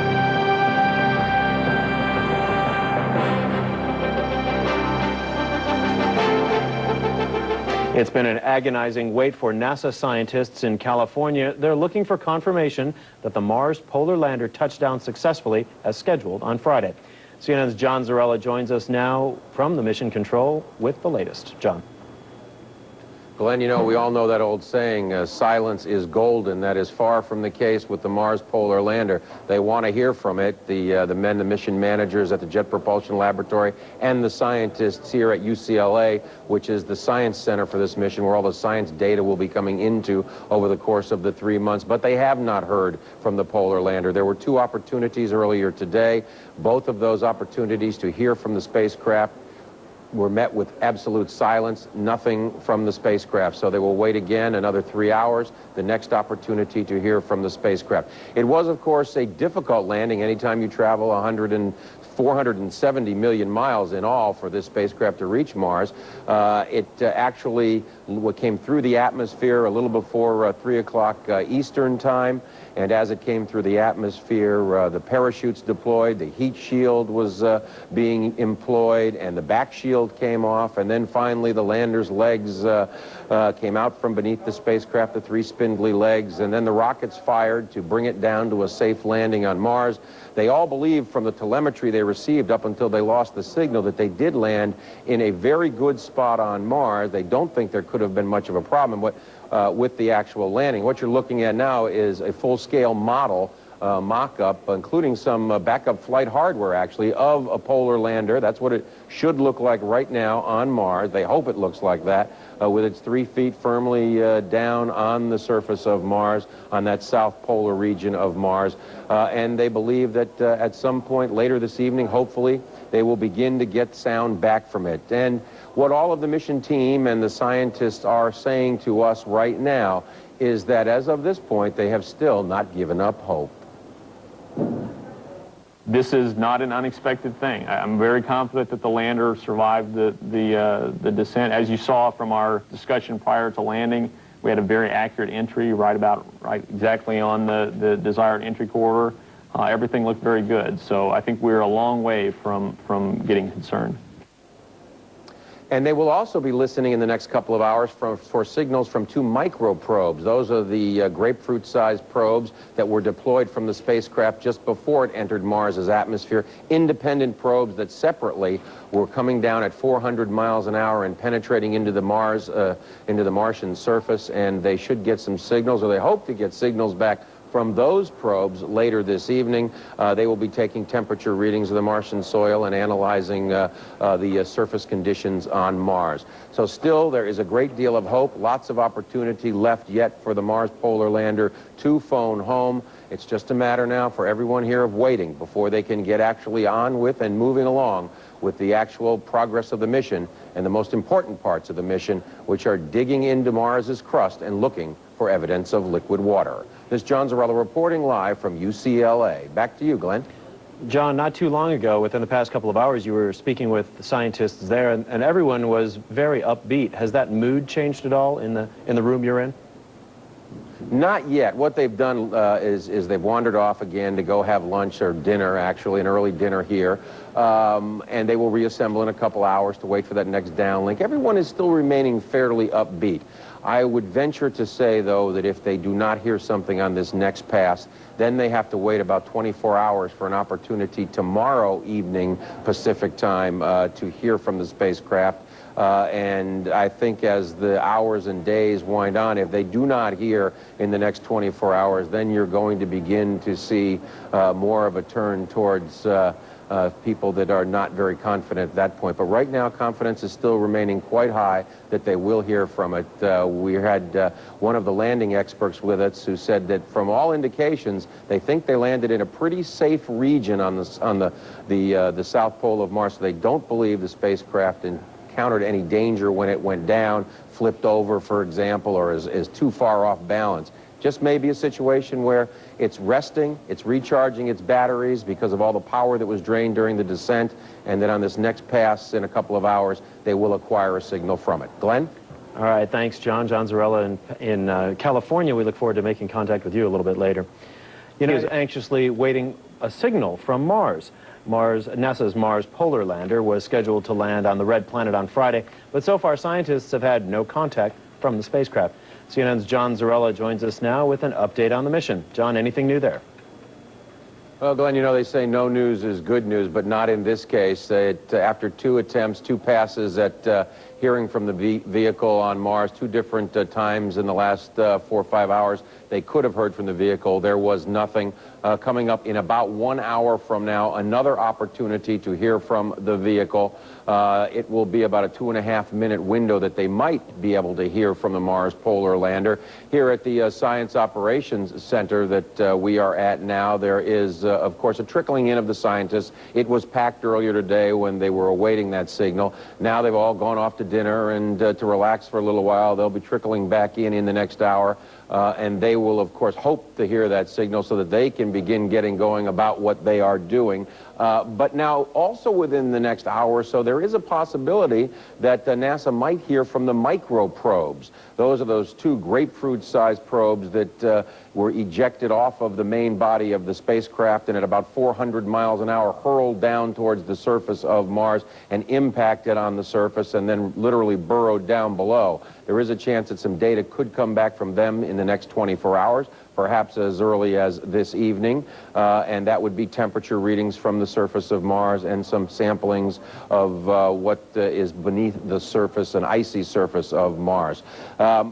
This, of course, was not routine. It's never routine when you land on a planet 160 million miles away. At about 3 o'clock Eastern time, the probe descended through the atmosphere of Mars, and during that period of descent through the atmosphere, the parachutes deployed, the rockets ignited to bring it, slow it down, and bring it in. A descent camera was imaging the descent to the planet. Of course, all of that would have taken place, and the scientists believe, and the mission managers believe, it did take place. They believe believe that the vehicle is down on the planet safely in one piece. They just haven't heard from it. It may be sleeping. It may be recharging its batteries because it took so much power to get down. Those are all onboard commands that this vehicle can do on its own. So they hope that when they wake the vehicle up here in about an hour that they will hear from it. Of course, it is for a science team here just a matter of waiting, and they are really anxious to get going. This is only the fourth time we've tried to land on Mars. First three were successful with Viking 1 and 2 and Pathfinder. It's only our fourth landing on Mars. It's still a new thing, and this is a pure exploration discovery, and if you know anything about exploration discovery, things never really go exactly by the book all the time, and you got to be prepared for this. I think this is just part of your job description to be able to handle this. I'm totally confident. I'm not really concerned. I think it's not going exactly by the book, obviously, but I think it's going to be straightened out. We're going to get our images down, and we'll be able to get to work, you know. And that's exactly what they want to do here, is get to work. No one has given up by any stretch of the imagination. A lot of opportunity yet to contact the vehicle. That next opportunity, again, beginning just about 1 hour from now. And everyone will again have their fingers crossed and, of course, be holding their breaths, hoping that Polar Lander phones home. This is John Zarrella reporting live from UCLA. Glenn? All right, John, thanks so much. We'll get back in touch with you a little bit later. Glenn Van Zutphen at the CNN Center. We begin with the $165 million question that U.S. space scientists are asking. Where is the Mars Polar Lander? The probe was expected to have touched down on the surface of the red planet about 8 hours ago. It was then to start beaming radio signals back to Earth. So far, mission scientists have heard nothing. From the Jet Propulsion Laboratory in California, here's CNN's Miles O'Brien. He begins our report. 10 seconds after Tension that, was high, but so were spirits as the Mars Polar Lander reached the end of its 450 million-mile journey. Munching peanuts for good luck, a landing day tradition at NASA's Jet Propulsion Lab, they joked when they saw precisely where the 13th U.S. mission to Mars was headed. I wish very much I could show you the piece of real estate we're headed for, just shown to us by the project scientist. It's, well, pretty bland. That sounds great. Hold it up to the TV. We're watching it. But the room became silent very quickly when the Polar Lander did not phone home during its first communication opportunity. Not a huge concern, not even a surprise, given the vagaries of communication across 157 million miles of space. There's nothing to be seen at this time. Little more than an hour later, they tried again. This time, the dish-like medium-gain antenna programmed to conduct a methodical search for Earth, a cosmic needle in the void. But after 45 minutes, still no joy. Obviously, we're a little disappointed not to see the signal at 12:39, but we prepared for this, and we're going to go ahead and execute our plan as we described it. All of it is starkly reminiscent of the scene here 10 weeks ago when the same team lost the lander's sister ship, the Mars Climate Orbiter. The lander was to use the doomed orbiter as its communication relay to Earth, but now will use the Mars Global Surveyor, already in orbit around the red planet. But the Polar Lander cannot use that communication path until a pair of 6-pound microprobes, which hitched a ride with it, get their chance to phone home. We're giving priority to those penetrators for 24 hours after they've hit the surface. They've been down on the surface now for several hours. And tonight, around 9 p.m. Eastern Time, we will listen, communicate with them, get their data, and then we'll have the system available to communicate with the lander. Anytime NASA sends a probe to another planet, the risks are great and the stakes are high. But the ante was upped after the loss of the Mars Climate Orbiter, and nothing less than the underlying philosophy of more frequent, cheaper missions is on the line. Miles O'Brien, CNN, Pasadena, California. The next window for transmission from the craft begins in about 5 minutes. CNN's John Zarrella joins us now from Los Angeles. John, are the people there excited? Well, they're anxious. I'm not sure excited is yet the word. They will be excited if, in fact, the Polar Lander does phone home on this pass. They've got about a 2.5-hour opportunity to hear from the vehicle. Again, it did not make communication on those first two passes. Now, this pass, and then it'll be a 24-hour wait until the next opportunity to hear from the vehicle. They have begun to gather here, though, the science team. They had gone off for dinner and to take a break and rest after that last missed opportunity. But now they're beginning to reassemble, hoping that they can start their work, which is to begin analyzing science data. and streams of video just as soon as, and images just as soon as possible. And once they acquire a signal, they'll be able to do that. But right now, all they can do is wait. And right now, what we are watching that is unfolding is another event. It's the microprobes that Miles O'Brien referred to in his piece. They separated from the polar lander just before it entered the Martian atmosphere, and at 400 miles per hour, they descended to crash landings on Mars. Those were planned crash landings, and then penetrated down into the surface of Mars. Right now, they are hoping that signals are being sent from those two grapefruit-sized spacecraft back to the Global Surveyor satellite, which is circling Mars. And then it will be used to relay signals back from those two microprobes. So far, they have not heard anything from those microprobes, although we did hear at one point that they had said that this particular pass of the Global Surveyor satellite was not a particularly good pass over the site where these microprobes may have landed, so probably won't hear from them. But the next big opportunity coming up now in just a few minutes to begin waiting and listening for Polar Lander, again about a 2.5-hour opportunity.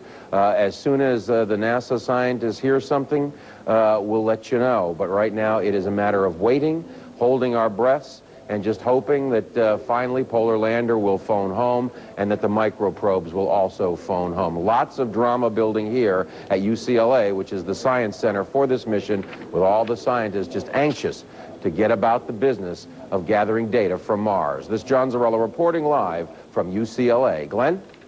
All right, thanks, John. We'll be checking back with you later.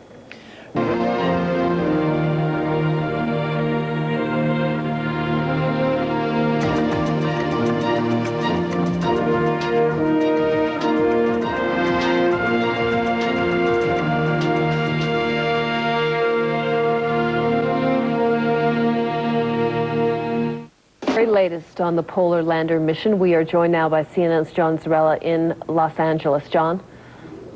Colleen, I am at UCLA, which is the Mission Science Operations Center, where 100 or more scientists will be gathered once they finally begin hearing from the Polar Lander.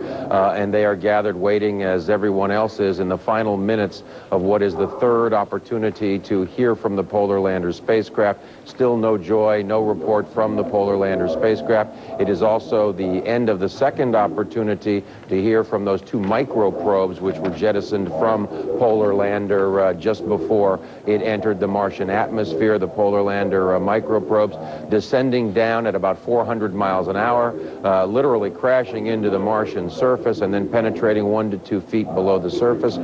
Signals were being sent up to a satellite called the Global Surveyor, which is being used as a relay satellite for those microprobes, and on 2 passes of the Global Surveyor over what is believed to have been the site where those microprobes went down on Mars, there was no signal received.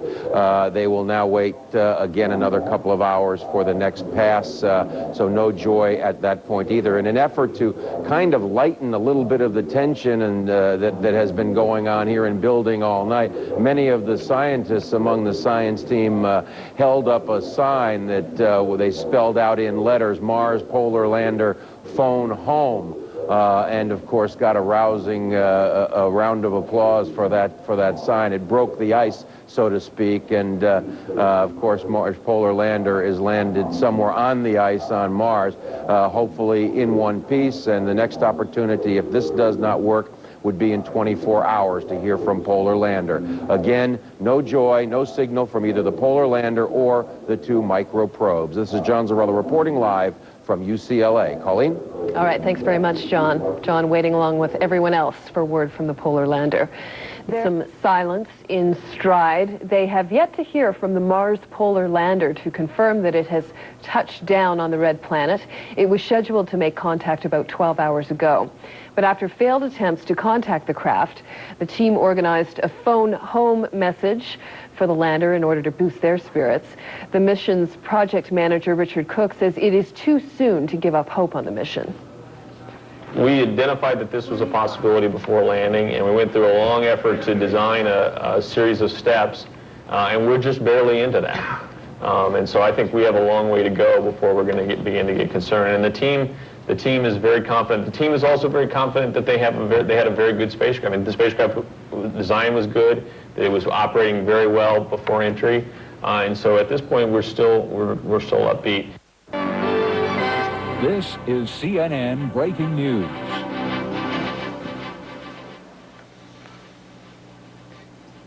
Hello, I'm Miles O'Brien, reporting live from the Jet Propulsion Laboratory, Pasadena, California. We're now 46 hours and 35 minutes since the Mars Polar Lander should have landed on the surface of the red planet, but we are not certain one way or another if it ever made it. It has been 4 times now that flight controllers here have attempted to talk to the Mars Polar Lander, a $165 million space probe, part of an ongoing effort to answer some basic questions about Mars.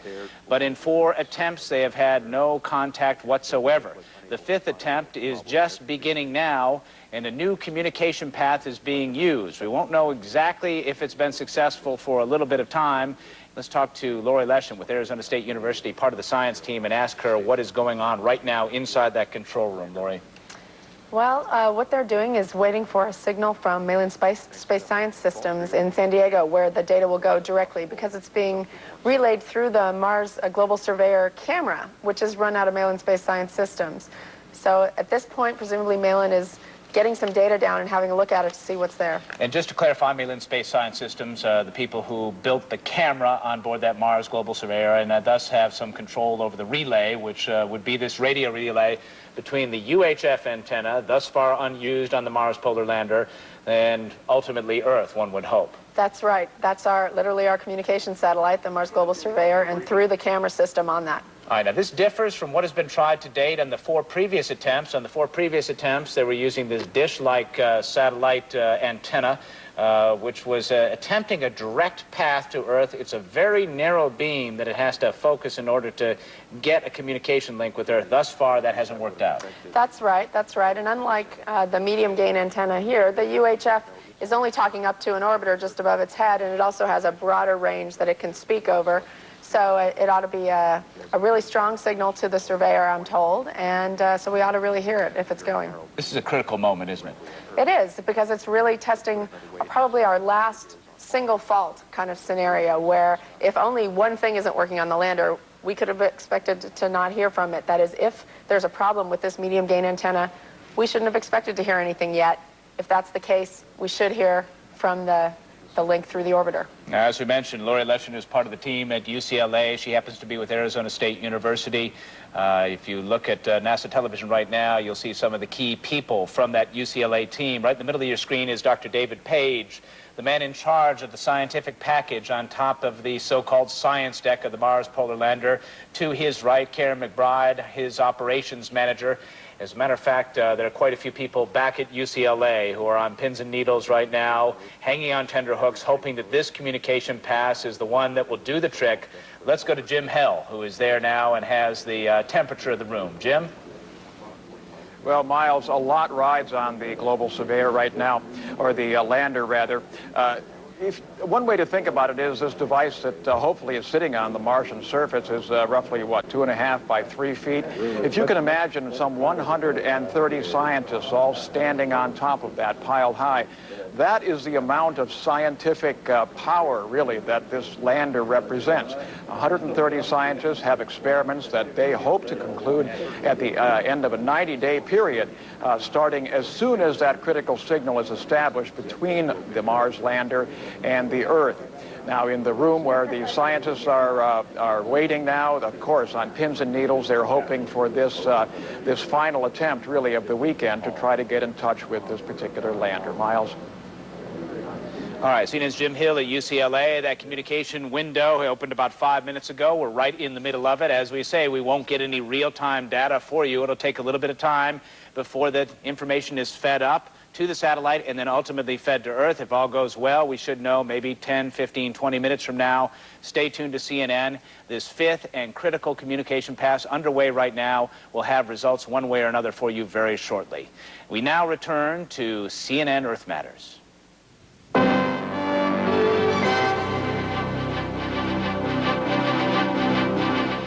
Attempt to contact the elusive Mars Polar Lander.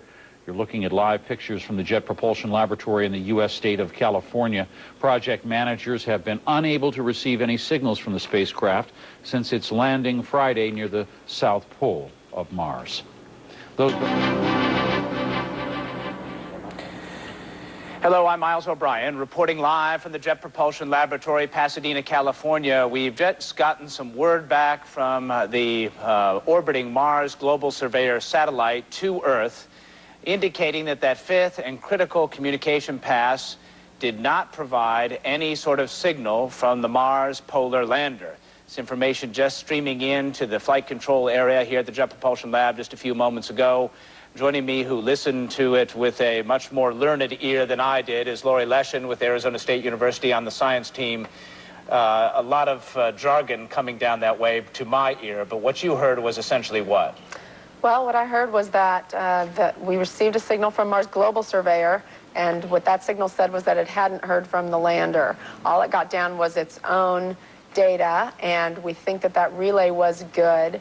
But at this point, it has not heard from the UHF antenna on the lander, as far as I could tell from listening to the commentary and mission control. So in listening to Mike Malin of Malin Space Science Systems, La Jolla, California, the operator of the relay of this satellite, in essence, what he was telling the flight team here in Pasadena was that everything was good with the satellite. The relay was working fine. That's right. He reported on the health and status of the relay, and everything seemed to be normal. All right. And the fact that the UHF antenna located here on top of our model here of the Mars Polar Lander, that UHF antenna, which is a secondary communication system separate from this direct-to-Earth system in every way, different transmitter, different antenna, different links entirely. The fact that that doesn't work, what does that leave controllers with as far as options? Well, right now we're going to pursue two different possibilities, which are both sort of double fault modes. Either the lander is in safe mode and the medium gain antenna is working but pointed the wrong way, in which case tonight we'll listen and have that medium gain antenna scan when the lander would wake up from safe mode. The other possibility is it's in safe mode, and therefore the UHF would not have called us, and they need to try, and if there was something wrong with the medium gain antenna and it's in safe mode, we wouldn't have heard from the UHF. So it gets a little bit confusing here, obviously. As they say, there are multiple branches on this so-called fault tree. I mean, we can show it to you here, folks. It's a very complicated series of scenarios that the engineers are running through. If this, then this, if this, then that. Most of it is prescribed, but toward the end of this evening, they run out of pre-prescribed fault tree items, and they're sort of going to have to step back and start over, in a sense. Yeah, they're going to have to think about the right order to attempt different scenarios next, to attempt to listen for different scenarios next after probably tomorrow night, I would say. How much does this ratchet up the concern level for you and the team? Well, I've been telling people I wouldn't get nervous until after this passed. So, I mean, obviously it does increase our concern significantly. But there is still the possibility that the lander's in safe mode and the medium gain antenna isn't working, in which case we'll have to command that UHF antenna to come on. So that's another reasonable possibility. Lori Leshin, hanging on to any shred of optimism that there may be. Let's turn it over to UCLA, where the primary scientific team is. That's where Lori Leshin does most of her work. That's where I find my colleague, Jim Hill, who is there, getting a sense of the reaction there. Jim?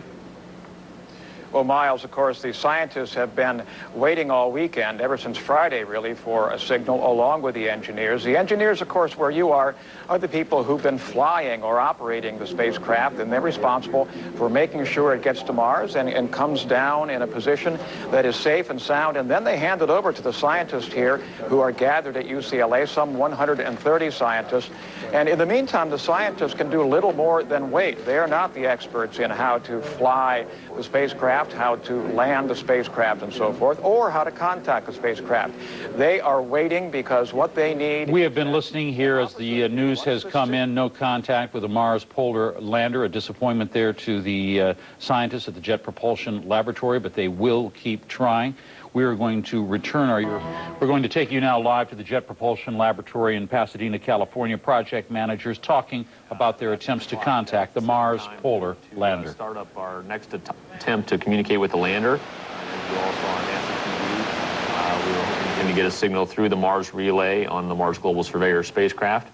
It looks like that did not occur. And so we were able to check off that box on our contingency plan. And I thought I would sort of give you a little briefing this morning about where we're planning to go from here.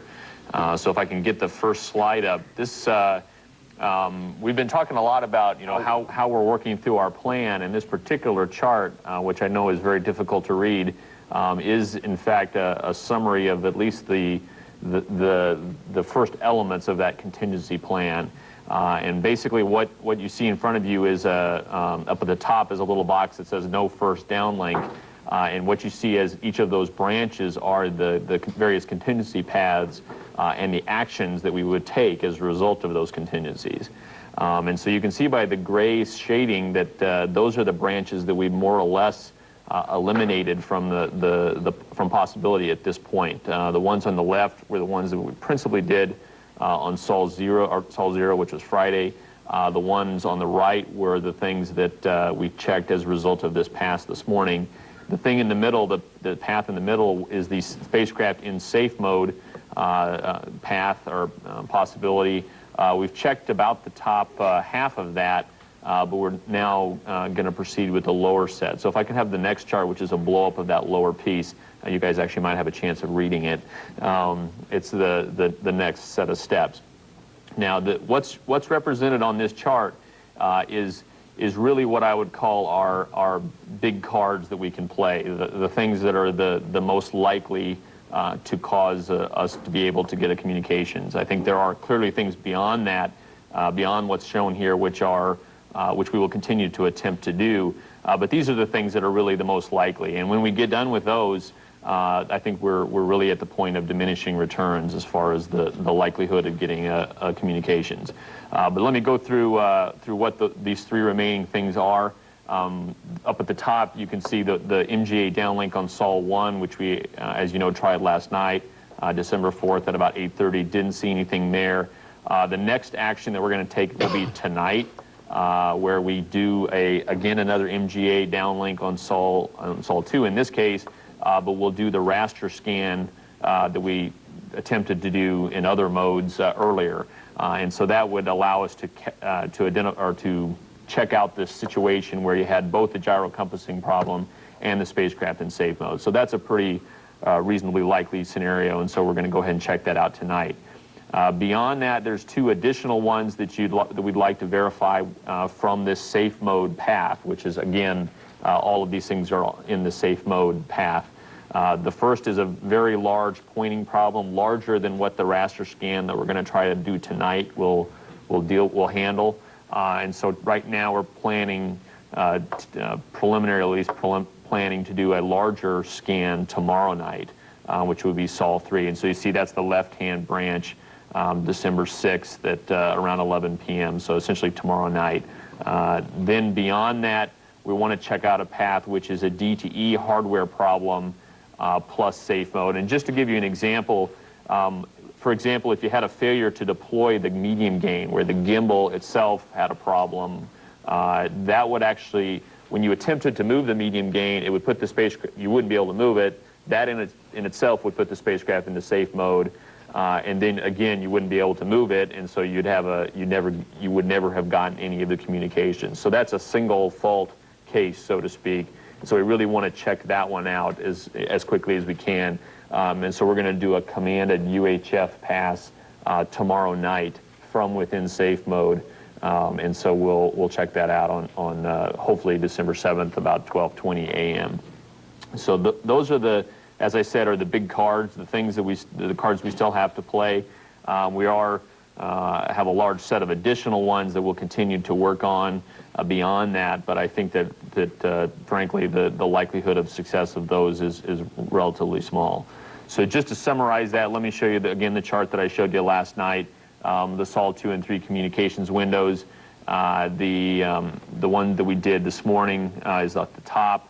The one we're going to do tonight is next up. That's the MGA raster scan if in safe mode. Then we do a larger raster scan tomorrow, and as well as the downlink in safe mode. So with that, as I sort of have been saying all along, we continue to work through our plan. That gives us confidence that until we get through that, we haven't exhausted all the possibilities. Clearly the team is getting more frustrated, certainly, and more tense about all of this, but I think because we have a well thought out plan, it allows us to focus and to begin to continue to check off those boxes. So with that, I'll let Sam fill in some details and give you his thoughts.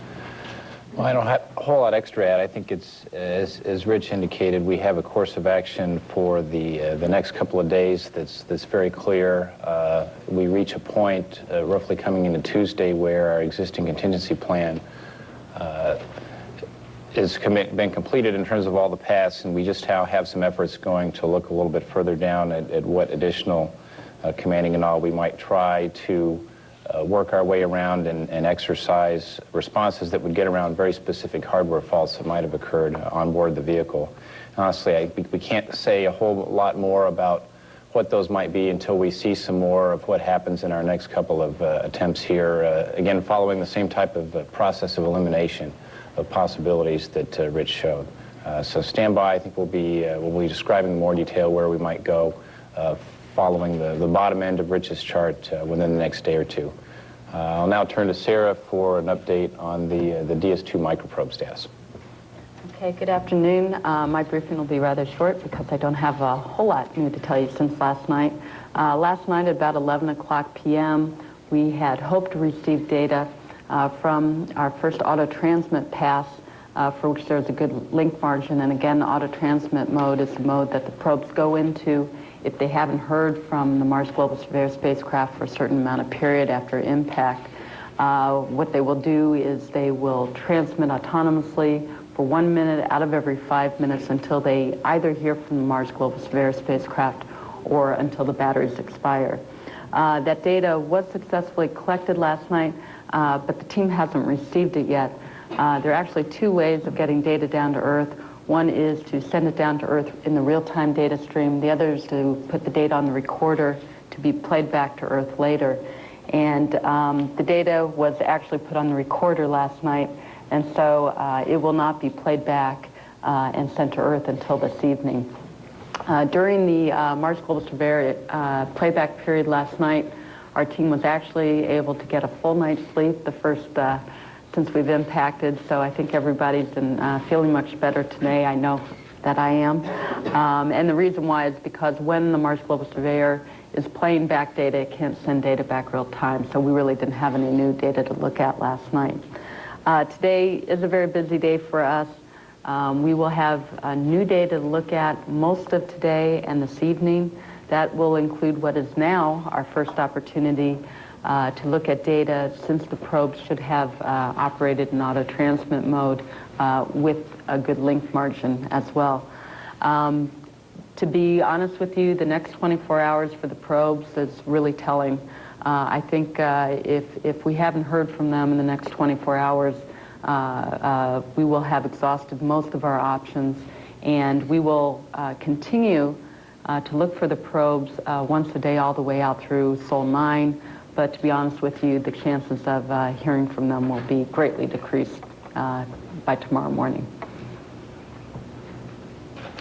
Okay, just wanted to mention that the chart that was shown of the opportunities will be available shortly in the newsroom here at JPL, and it will also be placed online at our news website at www.jpl.nasa.gov/MarsNews.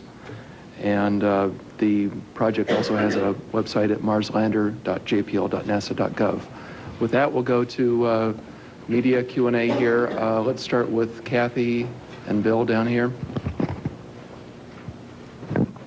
Kathy Sawyer, The Washington Post.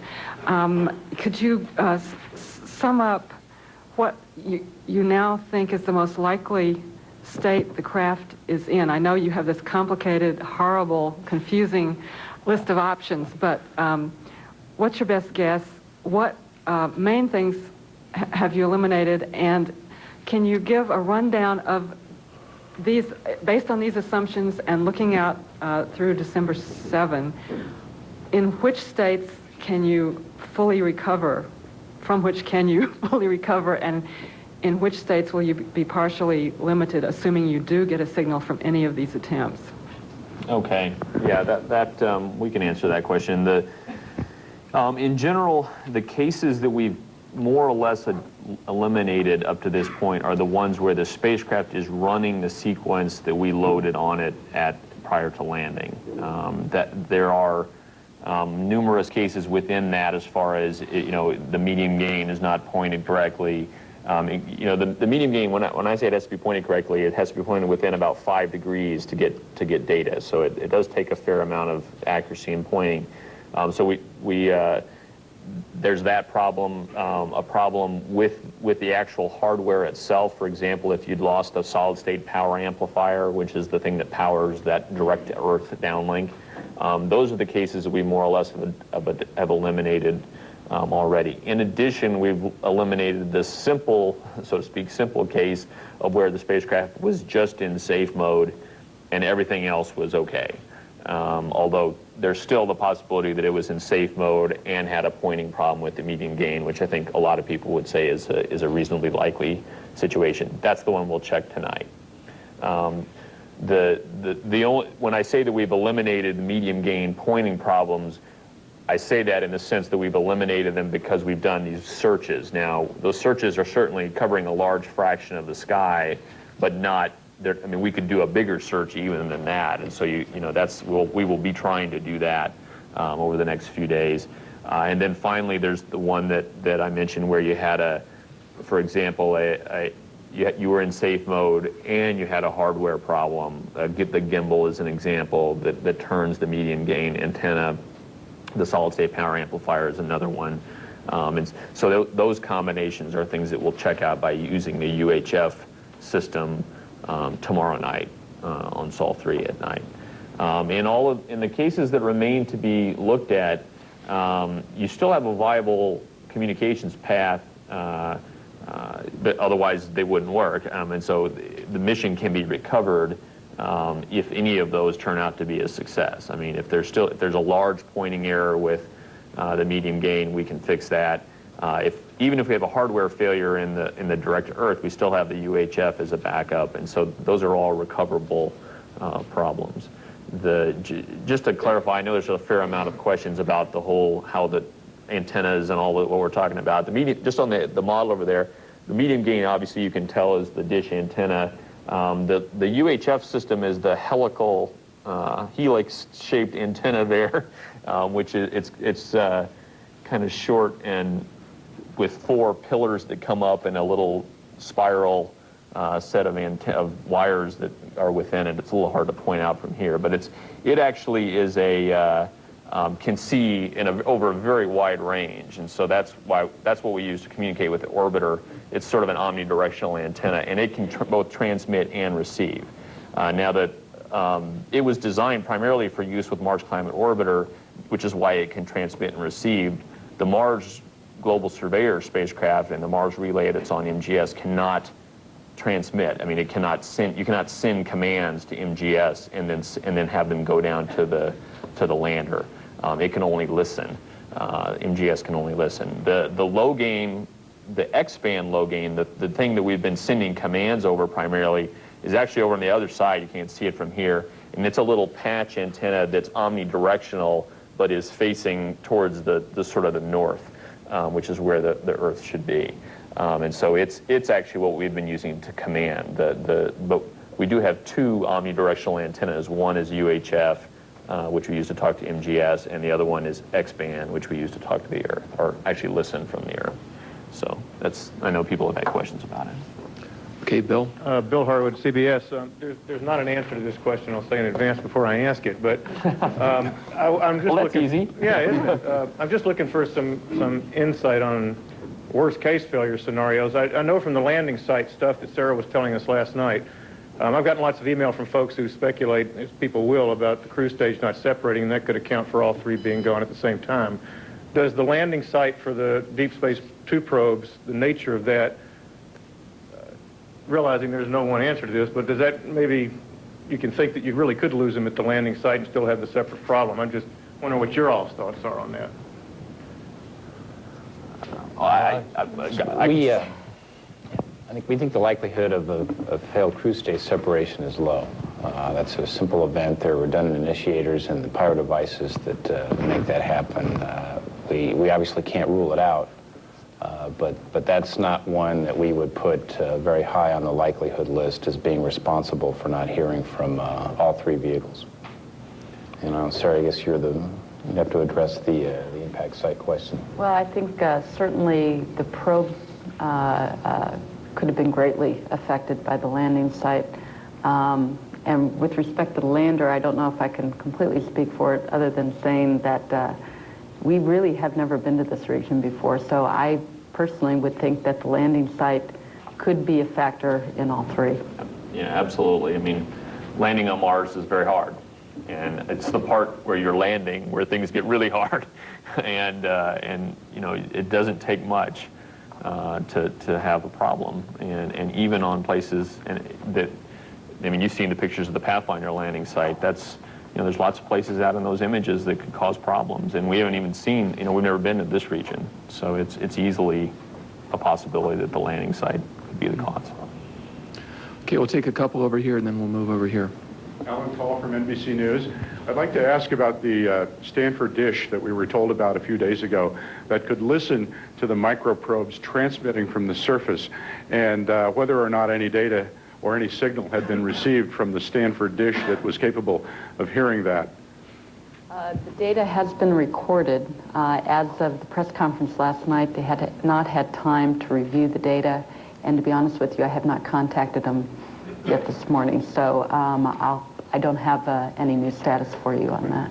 It just seems as an observation that would be a little higher priority than because that would tell you whether things were alive up there, right?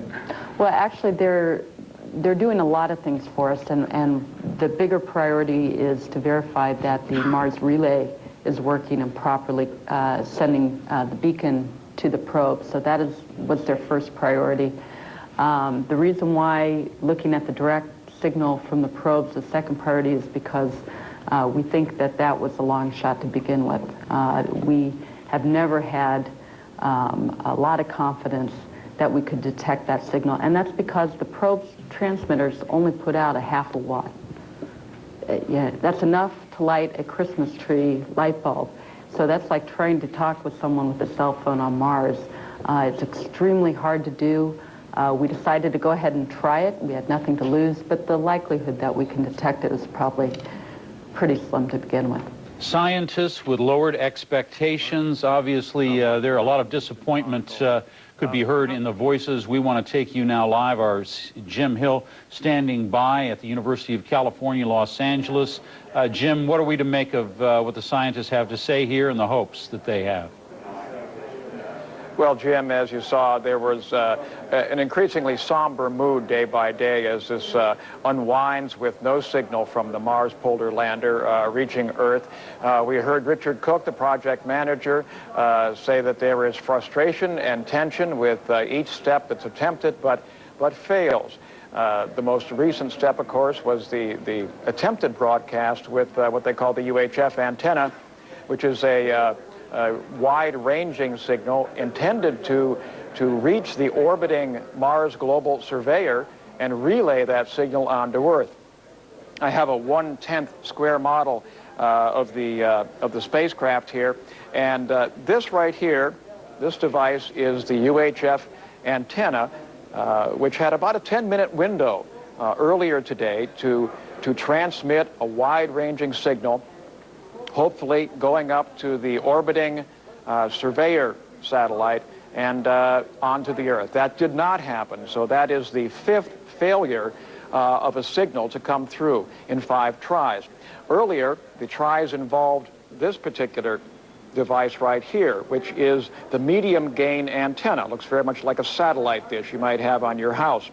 Now, 4 separate tries to have this essentially aim itself toward Earth and send a signal, those all failed. What they're going to try to do tonight is open another window with this medium gain antenna. Try it one more time. And there's also the chance that they can program this or command this to do what they call a raster search. And in that case, the dish moves around looking for Earth. It has pre-programmed movements in an attempt to find the Earth. And at that point, once it does acquire a signal or a line with the Earth, it's very much like a rifle. It will line itself up and shoot a very concentrated signal that should reach the Earth, I believe, in about 14 minutes or so of travel time. But those are the latest things we're going to try. Now, in terms of the two devices that were dropped off from the lander, which were to fall through the atmosphere and embed themselves in the Martian soil and begin sending a signal. These were the Deep 2 space probes. We heard from Sarah Gavitt, the woman in charge of that particular project. She has not heard any signal from those two probes either. And she said as of about, in the next 24 hours, they will have exhausted about all of their possibilities there. So that is also looking fairly grim. So at this point, the experts are going to try again tonight, but as they progress into the week, going down a chart of possible problems and possible solutions, it becomes ever more complicated for them to try this and ever more remote that they will in fact get a signal. Jim? All right, CNN's Jim Hill there at UCLA. Thanks for keeping watch for us and putting into perspective some of what we heard in that press briefing. We're going to take a break here on